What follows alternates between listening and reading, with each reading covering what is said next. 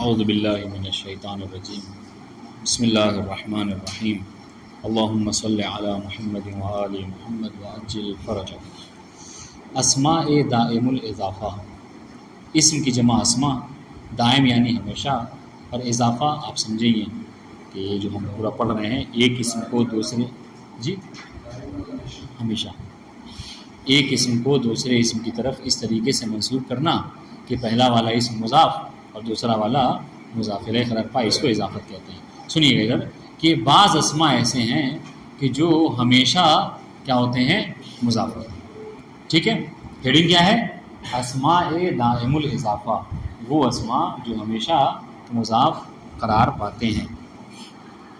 برخی از اسمہا، برخی یعنی بعض، ٹھیک ہے، بعض اسماء ہموارے، کوئی ہمیشہ، دائم کہہ لیجیے، ہموارے ایک ہی بات ہے، کہہ رہے ہموارے یعنی ہمیشہ مضاف مباشر۔ بعض اسماء ایسے ہیں کہ جو ہمیشہ عربی میں کیا ہوتے ہیں، مضافی واقع ہوتے ہیں، ٹھیک ہے، کہ بے آنہا اسماء دائم الاضافے گفت مشرت، کہ جن کو اسماء دائم الاضافہ کہا جاتا ہے۔ بات واضح ہے جی۔ اب ان میں وہ کون کون سے اسماء ہیں وہ آپ کو بتا رہے ہیں، بہت آسان سی بات ہے۔ مانند کل، بعض، ٹھیک ہے، کل یعنی جمی کے معنی میں آتا ہے آپ کو، یعنی ہمیں، سب، ٹھیک ہے، تمام۔ بعض یعنی برخی، واضح یعنی بعض۔ جمی و اجمع، یہ سب بھی جو کیا ہیں، ہمیشہ مضاف ہوتے ہیں۔ جمی کا بھی مطلب آپ کو واضح ہے، جمی یعنی تمام، سب۔ کلا و کلتا، ٹھیک ہے، یعنی ہر دو، یہ عام طور سے یعنی آپ کو اسم و مثنیٰ، ان کا اعراب بھی جو ہے وہ جب آپ اوپر کی قطر النداء میں پڑھیں گے، کلا و کلتا کا اعراب جو کیا ہے، مثنیٰ والا ہے۔ مثنیٰ کا اعراب کیا ہے؟ تثنیہ کا اعراب، حالت رفع میں الف کے ساتھ اور نصب و جر میں یا کے ساتھ۔ تو یہ کلا و کلتا کا بھی جو کیا ہے، یہی اعراب ہے، چونکہ یہ بھی دو کے معنی میں آتے ہیں، ٹھیک ہے۔ کلا الرجلین یعنی وہ دو مرد، بات انشاءاللہ خیر۔ اس طریقے سے مثل و شبیہ، مثل و شبہ، دونوں ایک ہی معنی میں ہیں، یہ بھی کیا ہے، ہمیشہ مضاف ہوتے ہیں۔ دیکھیے یہ جتنے اسماء بتا رہے ہیں نا، جہاں کبھی بھی آپ کو عربی میں یہ دکھیں، کلمات میں کہا جائے آپ ترکیب کیجئے تو آپ اس کو کیا کہیں گے کہ یہ مضاف ہے، یہ کیا ہے، مضاف ہے، اور اس کے بعد والا جو ہوگا وہ مضاف ہے۔ اس طریقے سے غیر و سوا، ایو، لدن و عندہ، یہ سب جو ہے کیا ہے، اسماء دائم الاضافہ میں سے ہے۔ غیر سوا کا مطلب واضح ہے، ٹھیک ہے، جس کو ہم اردو میں کہیں بجوز، ٹھیک ہے، یا اردو میں کہیں سوائے۔ ایو یعنی ہر قدم، جو بھی، ہاں جی، ہاں، ہر قدم یعنی کوئی بھی، جو بھی۔ اچھا، اس طریقے سے لدن و عندہ، یہ دونوں نزد کے معنی میں یعنی نزدیک کے معنی میں آتے ہیں۔ اس طریقے ذو، صاحب کے معنی میں آتا ہے، ذو مالن، ذو علم، ہمیشہ اس طرح سے یہ مضافی واقع ہوتا ہے۔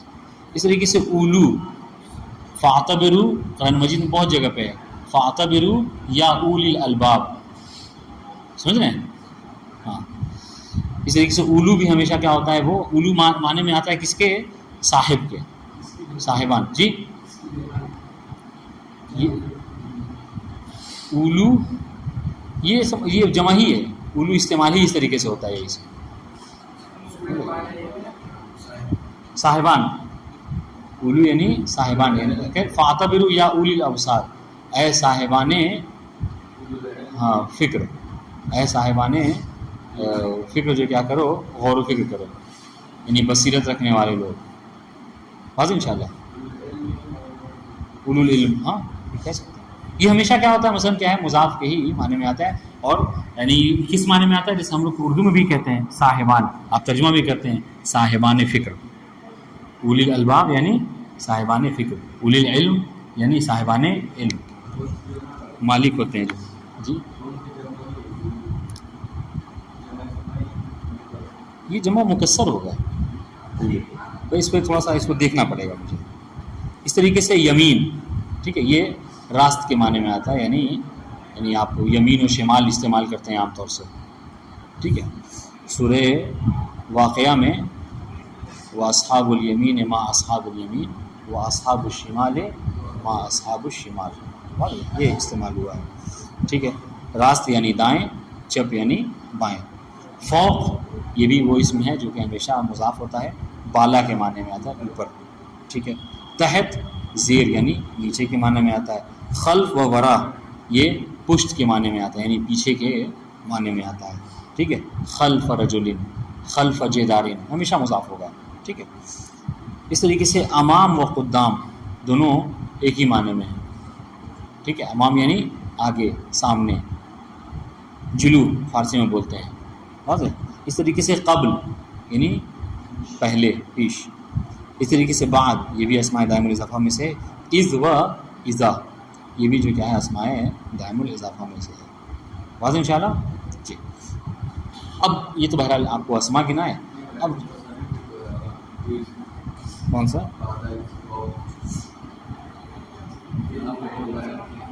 ہاں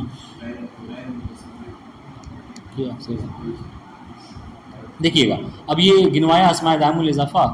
اب اس کے بعد جو ہے وہ مثالیں دے رہے ہیں کہ کس طریقے سے یہ مضاف اور مضاف الیہ کے طور پر استعمال ہوتے ہیں. ٹھیک ہے. سب سے پہلے کہہ رہے ہیں کل العلماء. تو یہ کیا ہے؟ ترکیب کیا ہوگی؟ سامنے نیچے بھی غیر لکھا ہوا. کل مضاف، العلماء مضاف الیہ. ٹھیک ہے. اب اس کو چاہیں آپ، اس کو چاہیں دیکھیے کل العلماء. اب اس کو چاہیں آپ اگر ترکیب کرنے کے لیے تو یہاں پر اگر آپ چاہیں تو آگے ایک خبر اس کی ایڈ کر کے مبتدا خبر کی ترکیب کر سکتے ہیں. ٹھیک ہے. مثلا کیا ہے؟ کہنا چاہیں آپ کل العلماء عدول مثلا. ٹھیک ہے. تو کیا ہو جائے گا اب یہ ترکیب؟ کلو مبتدا، پھر اور یہ مضاف، اور علماء مضاف الیہ، اور عدول اس کی خبر ہو جائے گا. واضح انشاءاللہ. جی ہاں کر سکتے، کچھ بھی کر سکتے ہیں. ہاں اس طریقے سے بعض المومنین، محل شاہد اس میں کیا ہے؟ کل اور بعض، ان سب کو بتانا ہے کہ یہ ہمیشہ کیا ہوتے ہیں؟ مضاف ہوتا ہے. اس طریقے سے بعض المومنین مضاف اور مضاف الیہ. بعض المومنین مثلا آپ اس کے چاہیں اور خبر کو ایڈ کر کے اس کو بتا سکتے ہیں.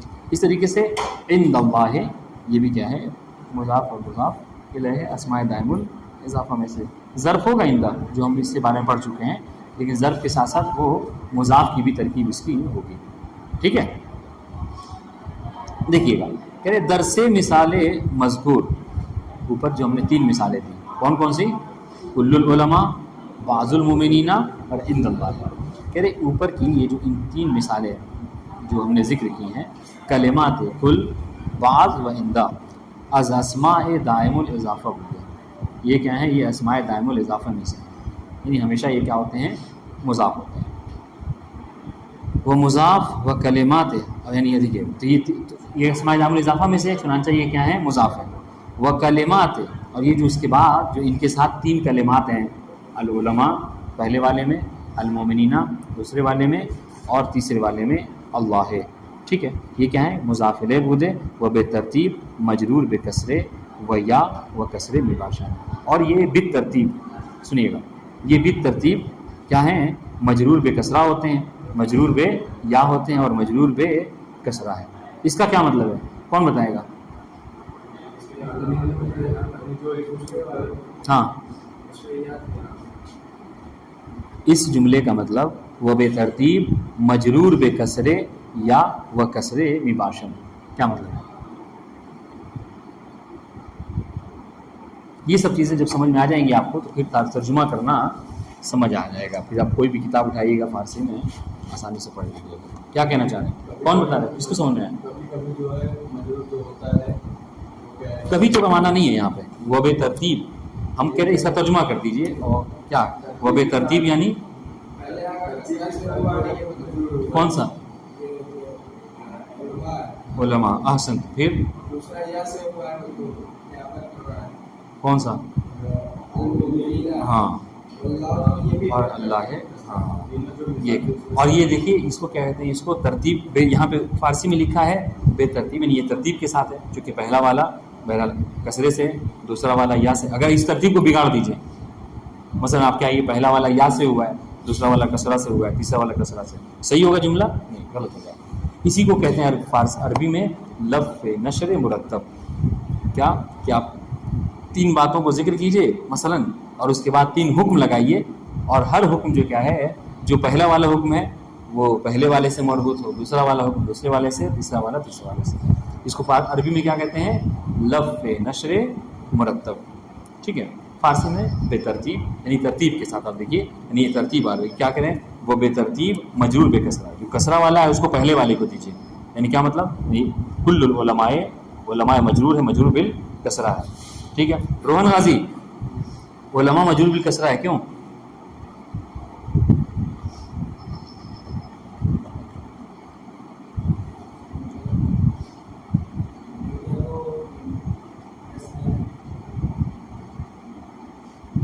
محمد حسن،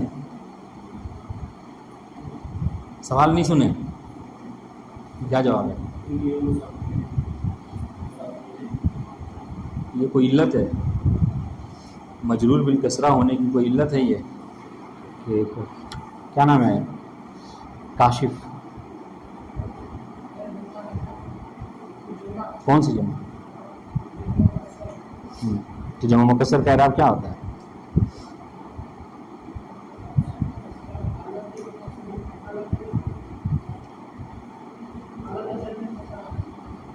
اور حالت رفع و نصب میں؟ ٹھیک، آسان تو ٹھیک ہے، واضح انشاءاللہ. تو اس کا جواب یہ ہے کہ چونکہ العلماء جمع مکسر ہے، تو جمع مکسر کا اعراب جو ہے وہ اعراب بالحرکت ہے، اپنی اصل کے اوپر ہے. واضح انشاءاللہ. آگے یہ بعض المومنین مجرور ہے، مجرور بے یا ہے کہہ رہے ہیں. علامت جر جو ہے کیا ہے؟ یا ہے. کیوں؟ قاصد حسین کیا ہے؟ جمع مذکر سالم کا اعراب کیا ہے؟ کس چیز میں؟ حالت نصب میں. یہاں تو نصب نہیں ہے، حالت جر میں بھی ہے.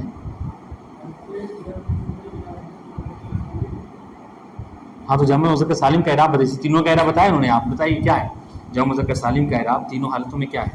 حالت رفع میں کیا ہے؟ نصب میں کیا ہے؟ جر میں کیا ہے؟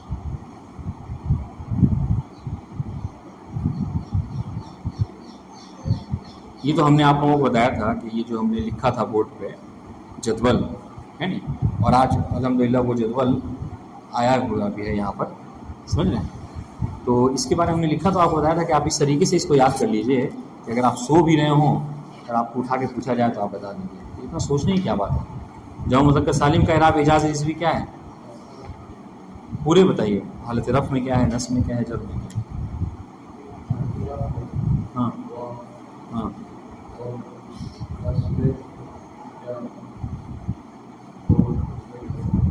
جر میں کسرہ. یہاں تو جرم ہے، جر ہے. بعض المومنین. ہاں خیر.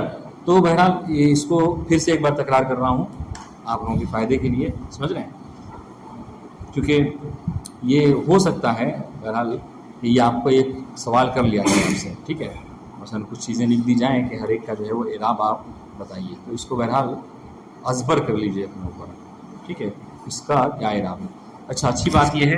اچھا، یہ عبارت تو واضح ہو گئی، اب ترجمہ کی ضرورت نہیں ہے، ختم ہو گیا درس. ٹھیک ہے، ذرا سا اس پہ غور کر لیجیے.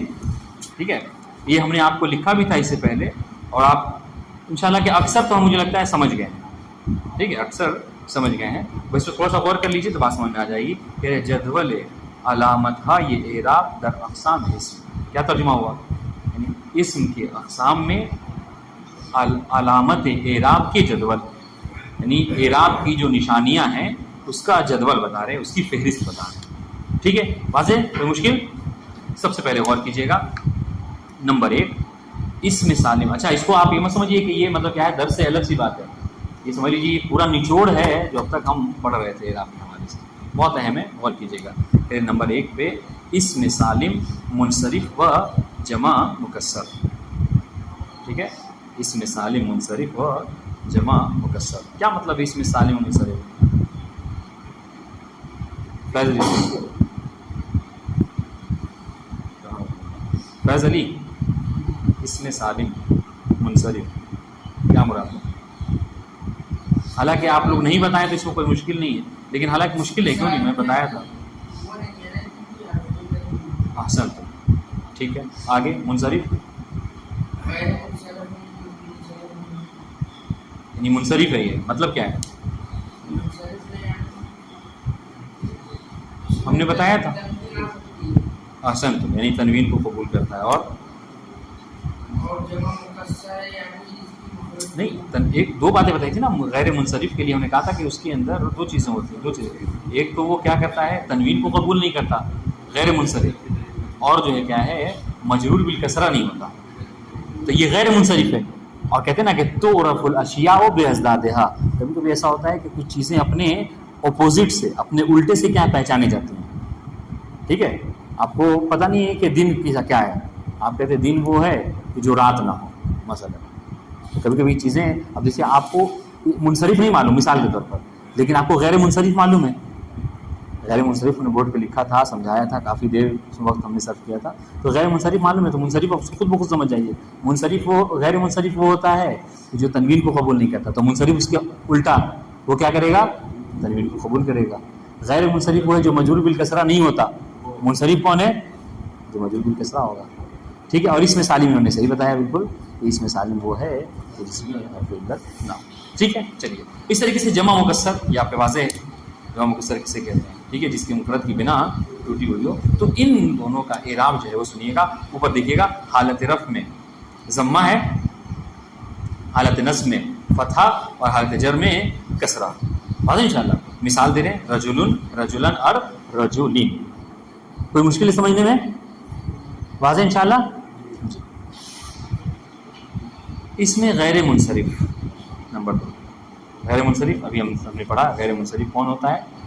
ہاں جی، اس کے بارے میں دیکھیے گا کہ اس کا اعراب حالت رفع میں ضمہ ہے. ٹھیک ہے، حالت نصب میں فتحہ، اور حالت جر میں یہ تھوڑا سا الٹا، جو مطلب آپ کو یاد کرنے کی چیز ہے.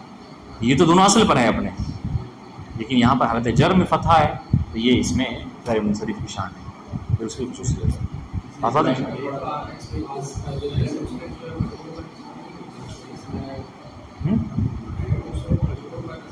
کچرا کہاں، یوسفہ پڑھ رہے ہیں، یوسفہ تھوڑی بول رہے ہیں.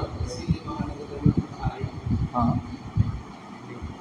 تو مشکل کیا ہے، تو بات تو وہی صحیح ہے. جی، کیا کہہ رہے ہیں؟ ہاں ہاں، یہاں پہ وہی یوسفہ. جی جی، بات آتا ہے انشاءاللہ. یوسفہ بھی یہ یاد ہے. اچھا، ایک چیز ہے بہرحال، یہ آپ، حالانکہ یہ آپ کے ثانیہ ثالثہ کے لیے ہے. وہ کیا ہے، وہ جو ہم نے پڑھا تھا کیا، کہ غیر منصرف کے لیے جو 9 چیزیں ہوتی ہیں، ان 9 میں سے 2 کا ہونا ضروری ہے. 2 کا ہر اس میں، یا 2 چیزیں ایسی ہیں کہ جو ایک قائم مقام 2 کے ہوتی ہیں. یاد ہے، یہ بات بتائی تھی ہم نے کہ ان 9 میں سے، یا کسی اسم کے غیر منصرف ہونے کے لیے 9 میں سے 2 ایک ساتھ ہوں. ٹھیک ہے، یا پھر جمع منتہی الجموع، جو اجماع کہا تھا، جمع. ٹھیک ہے. اور دوسری چیز کیا ہے، وہ کیا کہتے ہیں، وہ تانیث، مؤنث ہونا. اور مؤنث میں بھی کون سا مؤنث، مؤنث میں بھی تا والا نہیں، مؤنث میں بھی کیا ہے، الف ممدودہ والا. پڑھیں گے انشاءاللہ آپ. ہاں، یعنی الف کے ساتھ جو کیا ہے آخر میں ہے، جو اس میں آتا ہے حمزہ، حمراء. بات ہے انشاءاللہ. تو یہ دونوں جو کیا ہے، ایک ہی علت قائم مقام علتین ہوتے ہیں. ٹھیک ہے، اس کو یاد رکھیے گا، بہرحال آگے چل کے کام آئے گا. تو یہاں پر یوسفہ میں کون سی 2 چیزیں جمع ہیں، کون بتا سکتا ہے؟ نہیں، وہ اصل جو علت 9 جو ہیں ممنوع من الصرف کے، علل 9 جو 9 علتیں ہیں، 9 میں سے کہا کہ 2 ہونا چاہیے. تو یوسفہ تثنیہ ہے، اور تثنیہ تو ہم نے پڑھا نہیں، تثنیہ کا تانیث پڑھا ہے. اجماع وزن عادلا انس بمعرفہ رکیب وزن اجمتن فالوصف وقت کم ہونا. تانیث نہیں ہے اس میں، تثنیہ نہیں ہے، تانیث ہے. تو یوسف آپ کو مؤنث لگ رہا ہے، شاید آپ سمجھے نہیں ہم کیا کہنا چاہ رہے ہیں. تو جب نہ سمجھا کریں کوئی بات نہ سمجھا کریں، تو ایسا تو نہیں کہ ہم عرب ممالک سے آئے ہیں یا یورپ انگریز وغیرہ ہیں، ہم اردو ہی بولتے ہیں. نہیں سمجھ میں آئے گا تو کہہ دی حضور ہمیں یہ بات نہیں سمجھ میں آئی.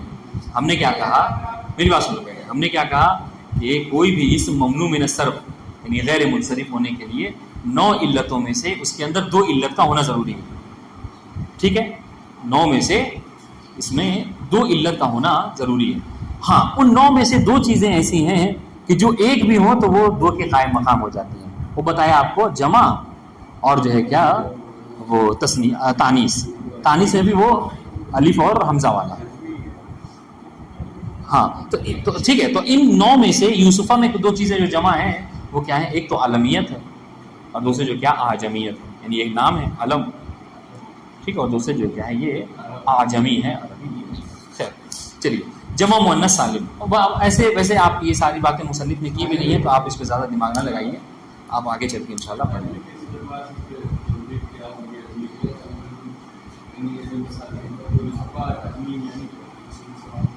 یعنی اجمی نام ہے، یہ عربی نام نہیں ہے، عربی نام نہیں ہے. ہاں اب رہی بات یہ کہ اب آپ کا قاعدہ کہ کوئی ایسا قاعدہ بتائے جس سے سمجھ میں آئے کہ فلاں اسم عربی ہے فلاں اسم اجمی ہے. تو حقیقت یہ ہے کہ یہ سمجھ لیجیے آپ کیا ہے، یہ بہت کثرت سے لغت عرب کو پڑھنے سے آئے گی بات ہے.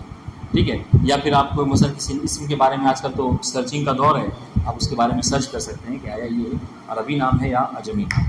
بتا دیں انشاءاللہ. چلیں اس طریقے سے جمع مؤنث سالم واضح ہے ہمارے پہ. جمع مؤنث سالم کسے کہتے ہیں؟ اس کا اعراب سنیے گا. حالت رفع میں ضمہ، حالت نصب میں کسرہ اور حالت جر میں کسرہ. یہاں پہ تھوڑا سا کیا الٹا ہوا ہے، یعنی جو تھوڑی سی عجیب سی بات ہے، جو قابل تعجب ہے، قابل غور ہے، وہ کیا؟ حالت نصب میں کسرہ ہے نہیں جی، جو اصل کے خلاف ہے. اس طریقے سے اسماء ستہ پڑھ چکے ہیں آپ. اس کا حالت رفع میں واو، حالت نصب میں الف اور حالت جر میں یا. بعد ان شاء اللہ ابو ہو، ابا ہو، ابی ہے. مثنیٰ یعنی تثنیہ، اس کا اعراب حالت رفع میں الف کے ساتھ، حالت نصب میں یا کے ساتھ، حالت جر میں بھی یا کے ساتھ. ٹھیک ہے، مسلمان، مسلمین اور مسلمین. بعد ان شاء اللہ جمع مذکر سالم واضح آپ پہ. حالت رفع میں واو، حالت نصب میں یا، حالت جر میں بھی یا. اس میں منقوص کسے کہتے ہیں؟ اس میں منقوص آج فیض علی کہے گا ہر سوال ہم ہی سے کر رہے ہیں. ہاں ٹھیک ہے، دیکھیے تو کہہ رہے اس منقوص کا اعراب حالت رفع میں کیا ہے؟ ہاں ضمہ مقدر ہوتا ہے اس کے اوپر. واضح انشاءاللہ. اس طریقے سے حالت نصب میں فتح مقدر ہوتا ہے، فتح ظاہر ہو جاتا ہے جی. اور حالت جر میں جو کیا ہے؟ کسرہ مقدر ہوتا ہے. ابھی ہم اس سے پہلے بلکہ سمعت من الحادی وہ ترکیب کی تھی جی. اس طریقے سے اسم مقصور یعنی موسیٰ والے الف، ہاں اس کا اعراب تینوں حالتوں میں ہم نے پڑھا ہے کہ تقدیری ہوتا ہے. واضح انشاءاللہ. موسیٰ دیکھیے پہلے والے میں ضمہ مقدر، دوسرے والے میں فتح، تیسرے والے میں کسرہ. اس طریقے سے مضاف بے یائے متکلم، اس کا اعراب بھی سمجھ لیجیے آپ کون سا ہوتا ہے. اس کا اعراب بھی آپ کو اس مقصور کی طرح تینوں حالتوں میں مقدر ہوتا ہے. السلام علیکم ورحمۃ اللہ وبرکاتہ.